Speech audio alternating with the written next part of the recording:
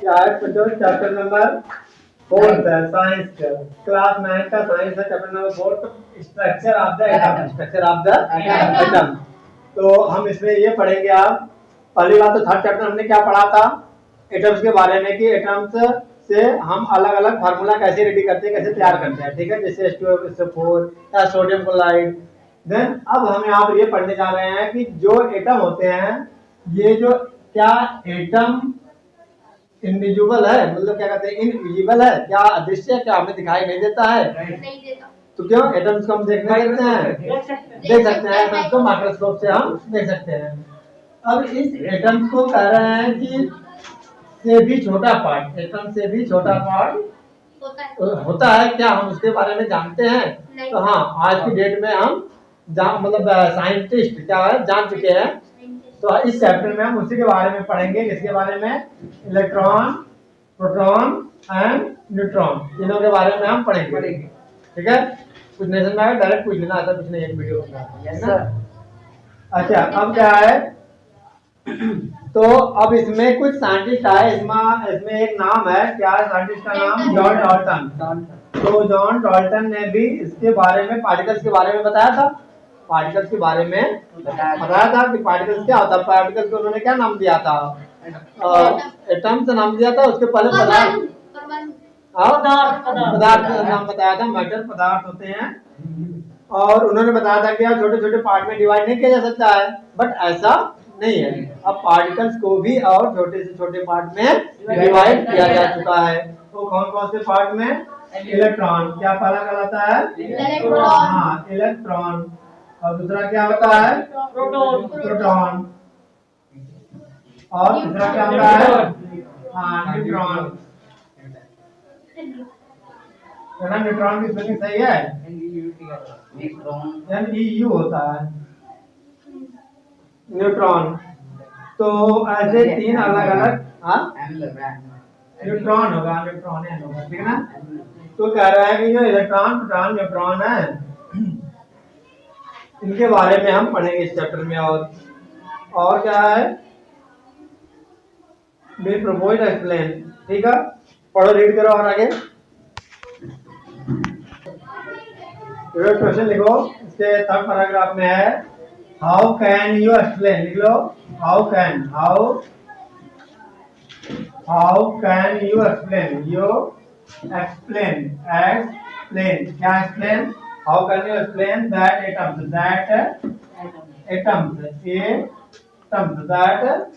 Atoms are not individual, atoms are not individual. मतलब तुम ये कैसे कर सकते हो कि जो एटम्स होते हैं, क्या होते हैं? एटम्स ये इंडिविजुअल नहीं होते हैं। जो एटम्स होते हैं इंडिविजुअल का मतलब क्या होता है? हाँ, मतलब इनको और जाते जाते पार्ट में हम तोड़ नहीं सकते हैं। तो इसके बारे में इसका आंसर दे रखा है कि one of the first indication that, मिला सबको? लास्ट पैराग्राफ में है, इसके थर्ड पैराग्राफ में, one of the first indications that atoms are not indivisible comes from studying static electricity। क्या होते हैं कि ये जब मूव करते हैं, इसके अंदर के जो पार्टिकल्स मूव करते हैं, तो हाँ एटम्स के अंदर तो ये इलेक्ट्रिकल क्या बोला है इसने? देखो, स्टैटिक इलेक्ट्रिसिटी मतलब इलेक्ट्रिसिटी की तरह इसमें काफी स्पीड होती है, काफी क्या होती है इसके अंदर? मतलब ये है ना कि इतना जानो जो पार्टिकल्स होते हैं ये भी मूव करते हैं, जो पार्टिकल्स होते हैं क्या करते हैं? ये कोई भी है, जैसे मान लो क्या नाम है, क्या है, मार्कर है, तो मार्कर के अंदर के जो पार्टिकल्स हैं ये भी हमेशा क्या करते रहते हैं? अपने पोजीशन पे मूव करते रहते हैं। हाँ, तो ब्लड तो क्या नाम होता है, लिविंग सेल्स के लिए हो गया, फिर नॉन लिविंग की बात हो रही है, ठीक है। तो इसमें जो पार्टिकल्स होते हैं, ये पार्टिकल्स हमेशा क्या करते रहते हैं? मूव करते रहते हैं। फर्स्ट चैप्टर में पढ़ रखे हो, ठीक है। तो अब ये and the condition under which electricity is conducted by different substances, और उसके अंदर जो इलेक्ट्रिसिटी है, उसके अंदर जो इलेक्ट्रिसिटी है वह लगातार, जैसे एक पार्टिकल्स मूव करता रहता है, ऐसे ही क्या करता रहता है, इसमें भी इलेक्ट्रिसिटी क्या करती है, इसमें कंडक्ट होती रहती है। इलेक्ट्रिसिटी क्या होती है, कंडक्ट होती रहती है, यानी फ्लो होती रहती है। क्या होती रहती है, ठीक है। अच्छा, अब इलेक्ट्रिसिटी का मतलब है इलेक्ट्रिसिटी के स्पीड से, इलेक्ट्रिसिटी के स्पीड से जो पार्टिकल्स होते हैं वो मूव करते रहते हैं, बहुत तेजी से अंदर क्या करते रहते हैं। हाँ, बस इससे मतलब है। अब आगे नेक्स्ट हेडिंग है चार्ज पार्टिकल्स इन मैटर। अब देखो, ये इलेक्ट्रिसिटी वाली बात में तुम्हें कंफ्यूज हो रहा होगा कि ये इलेक्ट्रिसिटी कहाँ से आ गई। इसका मैं प्रूफ बताता हूँ अभी, पहले हेडिंग लिख लो, charge particles, charge particles, charge particles in matter, in matter. तो क्या मतलब इसका, तुम्हें ठंड के मौसम में स्वेटर पहना होगा, ठीक है। और कभी कभी क्या होता है कि जैसे अगर तुम शर्ट वगैरह नहीं पहन रखे हो, बंडी पहन रखे हो अंदर, और उसके ऊपर क्या पहन लिया तुमने, स्वेटर पहन लिया हो, तो ऐसे में जब स्वेटर निकालोगे तो पट पट की आवाज होती है। कभी एहसास किया हो? तो ऐसा क्या हुआ कि पट पट की आवाज क्यों हो रही है, क्योंकि उसके अंदर जो वुलन है, वुल है, तो ये क्या हो चुका है, चार्ज हो चुका है। हाँ, अब ये उसमें पॉजिटिव चार्ज और नेगेटिव चार्ज दोनों अलग अलग बन चुके होते हैं। अब जैसे दोनों एक दूसरे से कांटेक्ट में आते हैं, निकालते समय कांटेक्ट में आएंगे, अब कांटेक्ट में आते ही वो पट पट की आवाज निकलेगी। समझ में आई बात? तो उसके अंदर पार्टिकल्स हैं कि नहीं, स्वेटर के उल के अंदर, ऊन के अंदर क्या है, पार्टिकल्स हैं। बोलो, समझ में आ गई बात है? चार्ज इलेक्ट्रिसिटी कहाँ से आ गई, ये वही से इलेक्ट्रिसिटी बन चुकी है वहां पर। यानी हर एक पदार्थ में एक इलेक्ट्रिसिटी होती है, मगर क्या स्वेटर में जैसे हमें पता चल जाता है, हमारे शर्ट में भी होगा, मगर हमें पता चलेगा, फिर पता चलता है, क्योंकि उतना पटपट की आवाजें नहीं होती है जब हम निकालते हैं, ज्यादा चार्ज होता है, इसलिए पता चलता है, ठीक है ना। अच्छा, तो ये हो गया। अब हम इसी के बारे में पढ़ेंगे, चार्ज पार्टिकल्स इन मैटर, ठीक है। पढ़ो आगे कि अब इस चार्ज पार्टिकल्स के बारे में है और ज्यादा कर रहे हैं कि चार्ज पार्टिकल्स के बारे में अगर जानना है तो इसका हम एक एग्जांपल लेते हैं।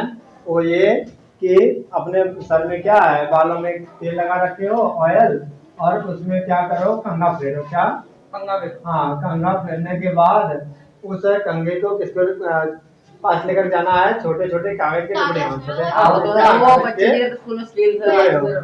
उसके बाद हम उसको टच कराएंगे तो क्या होगा कि वो जो कागज है उसमें जाकर के चिपक जाएगा, इसमें चिपक जाएगा कंघे में। तो छोड़ो, तुम्हारे पास सर में तिल को लगाया हो और एक छोटा सा कागज दो, एक छोटा सा कागज, हाँ, और एक छोटा सा कागज दो, छोटा सा यहाँ पे रखो। अच्छा, स्केल से भी आता है? हाँ, स्केल से भी हो जाएगा, इससे भी हो जाएगा, बैलून से भी करते हैं। हाँ, कहने का मतलब क्या है कि इन सब चीजों से क्या होगा, कागज उड़ जाएगा, कागज क्या होगा, उड़ जाएगा। तो इसका मतलब यह है कि रगड़ होने के बाद, रगड़ खाने के बाद, रगड़ क्या होता है, रगड़ खाने के बाद जो पार्टिकल्स हैं ये चार्ज हो जाते हैं। क्या जाते हैं, पार्टिकल्स चार्ज हो जाते हैं। बोलो, बात समझ आई इतनी? हाँ, तो ये एक्टिविटी तुम्हारा कौन सा था, 4.1। अब फ्रॉम द दीज एक्टिविटी पढ़ लिया आगे। जो भी जैसे हमने कागज को उठाया, कागज को उठाया, तो कागज ये चार्ज कैसे हुआ, कागज ये चार्ज कैसे हुआ, कैसे हुआ, तो कैसे हुआ ये चार्ज, कंघा जो चार्ज कैसे हुआ, और कागज को कैसे लिया, हाँ, कागज को कैसे उठाया गया, ठीक है। हाँ, तो इसी के बारे में हम और आगे पढ़ेंगे। इसमें जो पहला पॉइंट है, पहला हेडिंग है 4.1। कौन सी हेडिंग है, 4.1 है, charge particles in matter. Charge particles in matter, यानी जो भी मैटर होते हैं वो क्या होते हैं, चार्ज होते हैं। क्या होते हैं, चार्ज। और चार्ज का मतलब ये होता है कि जैसे तुमने देखा होगा कि फोन चार्ज करते हो, नहीं करते हो, मतलब क्या है कि उसके अंदर कुछ इलेक्ट्रॉन, प्रोटॉन और न्यूट्रॉन, यानी कुछ पार्टिकल्स के अंदर कुछ ऐसी चीजें हैं जो क्या हो गए हैं, एक्टिव हो गए हैं। एक्टिव क्या हो गए हैं, एक्टिव हो गए हैं। तो हमें क्या करना पड़ता है, जब हम फोन को चार्ज करते हैं तो क्या हो जाता है, फोन हमारा एक्टिव हो जाता है, काम करने लग जाता है, ठीक है। और डिस्चार्ज होने पे क्या होता है, डिस्चार्ज होने पर बैटरी लो हो जाती है। इसका मतलब है कि उसमें किसी चीज की कमी, ऐसा तो नहीं कि हम बैटरी के अंदर अलग से कुछ डालते हैं, ऐसा तो नहीं करते हम, इलेक्ट्रिक करंट से ही तो हम केवल अटैच करते हैं। तो इसका मतलब केवल बैटरी नहीं, केवल सेल जो हम टॉर्च में लगाते हैं केवल वही नहीं, जितने भी पदार्थ है, जैसे हमारा स्वेटर है, हमारे पास ये क्या है, मार्कर है, पेन है, कॉम्ब है, कंघा है। कंघा वाला पिछले अभी एक्टिविटी हमने 4.1 में समझाया था कि कंघे को क्या करते हैं, या कंघा होता है ना, अब ऑयली बाल में जब लगाते हैं फिर उसके बाद मतलब रगड़ते हैं, ऑयली बाल से हेयर से जब रगड़ते हैं, रगड़ने के बाद हल्का सा कागज का टुकड़ा उठाना चाहे तो क्या होता है, उठा लेते हैं। ऐसा क्यों होता है, क्योंकि उस पर एक चार्ज आ जाता है, ठीक है। और तो आज मैं वो बताऊंगा कि ये जो चार्ज होते हैं तो ये कितने कौन कौन से रूप में होते हैं, किस किस फॉर्म में होते हैं, ठीक है। तो ये कह रहे हैं कि देखो बुक में ही एक्टिविटी 4.1 के बाद लिखा हुआ ना, from these activities can we calculate, क्या लिखा, कैलकुलेट कंक्लूड, मतलब हम इस निष्कर्ष पर निकलते हैं ऑन रबिंग टू ऑब्जेक्ट, ये तो हमने समझा दिया था। और उसके आगे है this question can be answered bye knowing that atom, अच्छा कह रहे हैं इस तरीके से हमें ये पता चल जाता है कि ये जो पार्टिकल्स हैं इनके अंदर कुछ और छोटे छोटे पार्ट हैं, इनको और छोटे छोटे पार्ट में डिवाइड किया जा सकता है। बात समझ आई, जो मैटर है ना, मैटर कोई भी पदार्थ है, कोई भी पार्टिकल्स हैं, उनको और छोटे से छोटे पार्ट में डिवाइड किया जा सकता है। क्योंकि तुमने इसके पहले वाले चैप्टर में, थर्ड चैप्टर में तो ये पढ़ा था ना, महर्षि कनाड ने क्या कहा था कि कोई भी मैटर का जो छोटा से छोटा पार्ट होता है उसको एटम कहते हैं। क्या कहते हैं उसको, एटम, परमाणु कहते हैं, परमाणु बोला था उन्होंने। मगर क्या ऐसा, क्या ये सत्य है? नहीं, ये ट्रू नहीं है। क्यों नहीं ट्रू है? क्योंकि जो मैटर है उसको तो उन्होंने सबसे छोटा पार्ट उसका क्या बता दिया, एटम, परमाणु बता दिया। लेकिन आज की डेट में उस परमाणु को भी और छोटे छोटे पार्ट में डिवाइड किया जा चुका है, ठीक है। यानी और छोटे छोटे पार्ट में किसको किया जा सकता है, एटम को, ठीक है। कोई भी एटम है उसको अलग अलग छोटे छोटे पार्ट में डिवाइड किया जा सकता है। तो पहला पार्ट क्या आएगा बता दो, हाँ पहला क्या है, ये रहा, मैं सीधे यही आ जाता हूँ, ये है देखो एटम, एटम को कहा पहला पार्टिकल्स, ये है ना, सारे सारे हैं इलेक्ट्रॉन। पहला क्या है, इलेक्ट्रॉन, दूसरा क्या है, प्रोटॉन, तीसरा क्या है, न्यूट्रॉन। देखो इलेक्ट्रॉन क्या है, इलेक्ट्रॉन, प्रोटॉन और न्यूट्रॉन। इस तरीके से ये जो एटम है, जितने भी एटम है उनको तीन अलग अलग पार्ट में डिवाइड किया जा सकता है, यानी किया जाता है। कौन कौन से, इलेक्ट्रॉन, प्रोटॉन और न्यूट्रॉन। तो क्या ये सारे जितने एलिमेंट्स के जो पार्ट हैं, एलिमेंट्स के भी पार्ट बोल सकते हो, एटम के भी पार्ट बोल सकते हो। तो क्या सबका जो डिस्कवरी है, यानी जो रिसर्च है, क्या एक ही साथ कर दिया गया? क्या एक ही साइंटिस्ट ने किया? नहीं, ऐसा बिल्कुल नहीं है। अलग अलग साइंटिस्ट ने अलग अलग टाइम पर बताया कि जो पार्टिकल्स होते हैं इनके और भी टुकड़े किए जा सकते हैं, और भी पार्ट किए जा सकते हैं। बोलो बात समझ में आई? तो कौन कौन से पार्ट में किसने डिवाइड किया? तो सबसे पहले आए इलेक्ट्रॉन के बारे में बताया एक साइंटिस्ट है, जे थॉमसन। कौन थे? J Thomson. तो जे थॉमसन के बारे में इसने बता रखा है पहले, the electron identified by the J Thomson even क्या before the electron was identified. कब? E Goldstein in 1886 discovered the presence of new radiance in a gas discharge and called them canal rays। तो इस canal raise के बारे में मैं बताऊंगा अभी।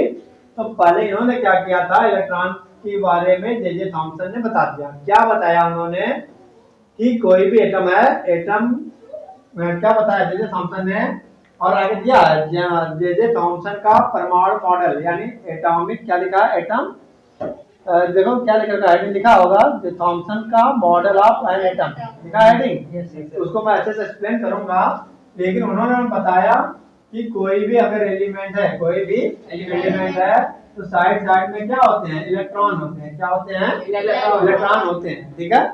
तो इलेक्ट्रॉन का जो सिंबल होता है, ई के ऊपर नेगेटिव चार्ज होता है, नेगेटिव चार्ज होता है। एंड जो ये जो इलेक्ट्रॉन है, तो इलेक्ट्रॉन को तुम यहाँ पर ई नेगेटिव करके तुम शो कर सकते हो, राइट। तो और क्या बताया उन्होंने उसके बारे में कि उस पर जो चार्ज होता है वह कितना होता है, 1 यूनिट पर कितना, हाँ 1 यूनिट पर कितना चार्ज होता है, -1.6 इंटू 10⁻⁻19 कूलम। सी फॉर क्या होता है, कूलम, हाँ कूलम, यस कमेंट COULOMB, ठीक है, इतना कूलम होता है, इतना कूलम।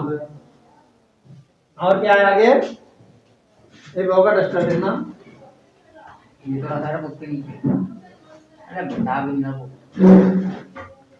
अच्छा सी का मतलब क्या होता है, इतना कूलम, इतना कूलम। अच्छा अब क्या है ये कूलम, अच्छा COULOMB, तो U1 कूलम, ये कूलम क्या है, यूनिट है, चार्ज की यूनिट है, क्या है कूलम है, क्या है चार्ज की यूनिट, कूलम है, ठीक है। अच्छा अब तो किसके बारे में बता रहा हूँ, इलेक्ट्रॉन के बारे में। मास कितना हो गया इसका, 9.0 इंटू 10⁻31 kg। अच्छा ये कहाँ होता है, लोकेशन का मतलब क्या है, जैसे इतना बड़ा एटम है कोई, ठीक है, छोटा सा मतलब तो दिखाई देगा नहीं, माइक्रोस्कोप से हम देख सकते हैं। अब ये जो इलेक्ट्रॉन है ये कहाँ होता है, इसके बीच में कहीं पर होता है या बाहर में होता है, ये तो बाहर होता है, यहाँ वहाँ होता है, ठीक है, मतलब इधर साइड साइड में होता है। कहा जाए ये जो ऑर्बिट कहलाता है, क्या कहलाता है, ये जो सर्कल बना हुआ है क्या कहलाता है, इसका ऑर्बिट, कक्षा, क्या कहलाता है, कक्षा। तो कक्षा में क्या होता है, ये घूमता रहता है, क्या करता रहता है, इलेक्ट्रॉन, हाँ।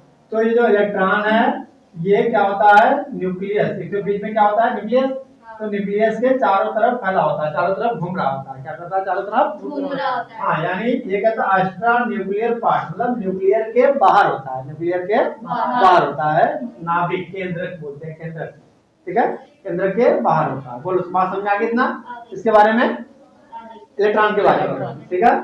अब प्रोटॉन की खोज पहले तो गोल्ड स्टीन ने किया, किसने, गोल्ड स्टीन ने, या गोल्ड स्टाइन बोलते हैं, इन्होंने किया था।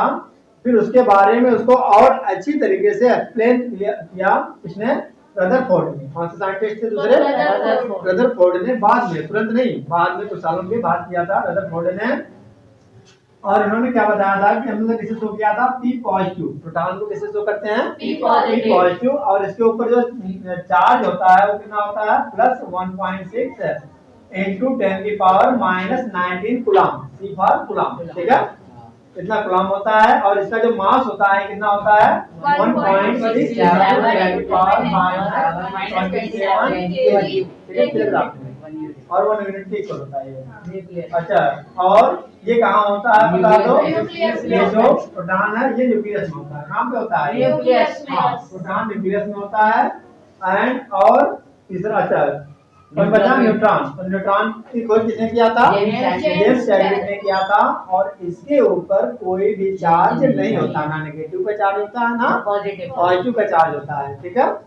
तो इसीलिए इसको कहते हैं हम चार्ज।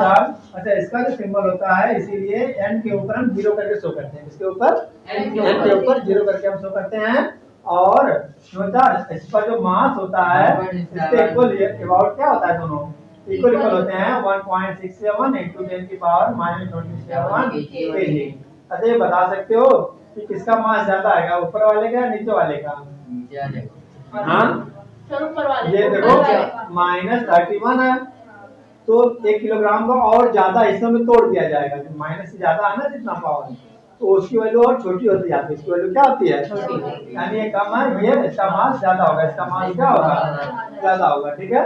अब क्या है, लोकेशन के बारे में इसका क्या कहना है, न्यूक्लियस भी होता है, इससे कौन होता है, न्यूक्लियस भी होता है, जिसके ऊपर नो चार्ज होता है, कोई भी चार्ज नहीं होता है, ठीक है। अच्छा अब क्या और आगे, तो इसी के बारे में हम एक एक करके सबके बारे में हम पढ़ेंगे कि साइंटिस्ट ने जो जैकोब ने क्या कहा था, गोल्ड स्टाइन ने क्या बोला था, रदरफोर्ड ने क्या कहा था, जे थॉमसन ने क्या कहा था, हम एक एक करके सबके बारे में पढ़ेंगे। हाँ बोलो, जैसे बताया इलेक्ट्रॉनिक फोन, मतलब फोन से रिलेटेड आपने के बारे में समझाया, तो न्यूट्रॉन किसके उसमें होगा, प्रोटॉन, हाँ ये ना हर एक पार्ट में होता है, जैसे ये जो मार्कर है, मार्कर में भी होगा, फोन में होगा, ठीक है। मतलब जितने नॉन लिविंग थिंग्स है, नॉन लिविंग थिंग्स का मतलब निर्जीव वस्तु, किताब है, पुस्तक है, प्लास्टिक है, कोई पंखा है, मतलब हर चीज में क्या होते हैं, सारी चीजें पाई जाती हैं। इलेक्ट्रॉन, प्रोटॉन और न्यूट्रॉन तीनों चीजें पाई जाती हैं। मतलब जिसको तुम पता है पदार्थ है या मैटर है, ठीक है। तो मैटर किससे मिलकर बने हुए, छोटे छोटे पार्टिकल से। तो पार्टिकल्स के भी ये छोटे छोटे पार्ट हैं, पार्टिकल्स के भी ये छोटे छोटे पार्ट्स हैं, ठीक है। जो आपने ये सर्कल से बनाया है, ये कोई एटम का पार्ट है, उससे भी छोटेगा। हाँ, एटम्स के अंदर जब हम माइक्रोस्कोप से देखेंगे तो ऐसा दिखेगा।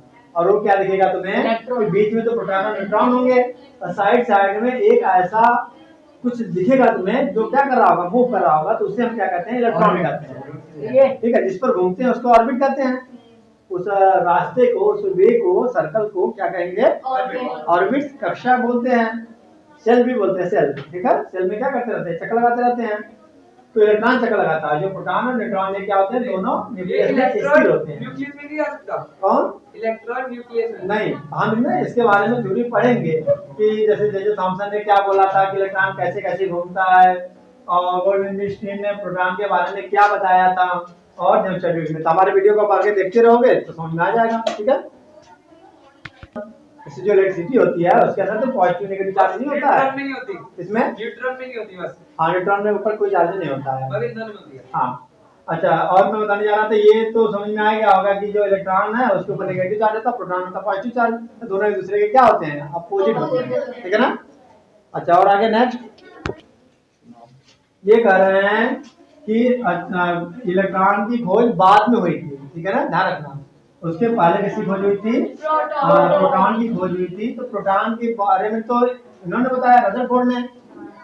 जो गोल्डस्टीन थे, गोल्डस्टीन, तो ये इन्होंने क्या बताया था, किस सन में बताओगे, 1886 में उन्होंने क्या बताया, क्या देखा कि जो पार्टिकल्स होते हैं उनमें से एक रे निकल रही थी। जैसे कुछ पार्टिकल्स हैं, ठीक है, तो उनमें से एक रे निकल रही थी, अलग अलग ना ऐसे रे निकलती है। क्या होती है, रे निकलती है। तो उसमें से एक पॉजिटिव रे निकल रही थी। कौन सी रे निकल रही थी, अब जब पॉजिटिव रे निकल रही थी तो इन रे को, इन किरणों को, रे यानी किरणें, इन किरणों को उन्होंने क्या बताया, कैनाल रे। क्या बोला, कैनाल। बताने स्पेलिंग कैनाल की, CANAL, ठीक है, कैनाल रे। क्या बोला उन्होंने, कैनाल रे। अब इन्हीं कैनाल रेज को आगे चल करके सबसे पहले रदरफोर्ड ने प्रोटॉन का नाम दिया, और जो दूसरी किरणें निकली थी नेगेटिव थी, ठीक है, उनमें से क्या किया गया, इलेक्ट्रॉन का नाम दिया गया। और न्यूट्रॉन का तो इसमें से नहीं नाम है, मेन किसका नाम है, किसका, पॉजिटिव जो है वो प्रोटॉन, और जो नेगेटिव है वो इलेक्ट्रॉन, ठीक है ना। सर वैसे अच्छा, सबसे पहले तो गोल्डस्टीन ने बताया था ना। हाँ, गोल्डस्टीन ने सबसे पहले 1886 में बताया था रे के बारे में। तो क्या और आगे, क्या और आगे जी, जो इलेक्ट्रिसिटी आती है वो प्लस माइनस मिलके आती है। हाँ, बिल्कुल अलग अलग जो होते हैं तो साथ साथ चलते हैं, ये एक दूसरे का अपोजिट रहते हैं, लेते रहते हैं। तो और क्या हो जाएगा आगे, देखो इसका आंसर यहाँ पर। अच्छा, एक क्वेश्चन लिख लो, डिफाइन। क्या क्वेश्चन लिखोगे, define canal raise, canal raise या कैनाल रेज, ठीक है, डिफाइन कैनाल रेज। ये कैनाल रेज का आंसर यहाँ हो जाएगा कि द इलेक्ट्रॉन आइडेंटिफाइड द, अच्छा नहीं वो कह रहा है यहाँ से, इवन बिफोर, इसके पहले ना इलेक्ट्रॉन वाज, यहाँ से आंसर होगा, electron was identified E. Goldstein in 1886 discovered the presence of new radiations in a gas discharge and called them canal rays. क्या बोला उन्होंने, canal rays बोला। These rays were positively charged, ये जो रे थे क्या थे, positively charged, ठीक है। अभी तक आपने हमारे चैनल को अगर सब्सक्राइब नहीं किया तो प्लीज कर लीजिए। Thank you so much.